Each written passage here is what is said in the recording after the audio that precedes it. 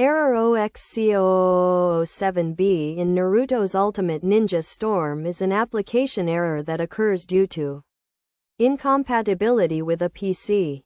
When attempting to run the game, an error message appears, stating that the application is unable to start correctly.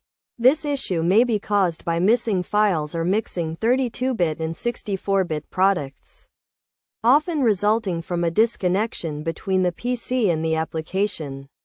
To resolve this error, start by updating the PC and reinstalling the application. Begin by uninstalling the game through the PC settings.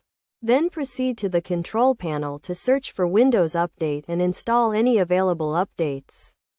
In the control panel, select Programs and Features, and click on Turn Windows Features on or off, enable both .NET Framework options and install them.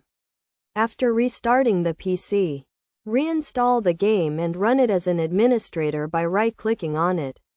If the error persists, it may be necessary to seek professional assistance to troubleshoot the issue.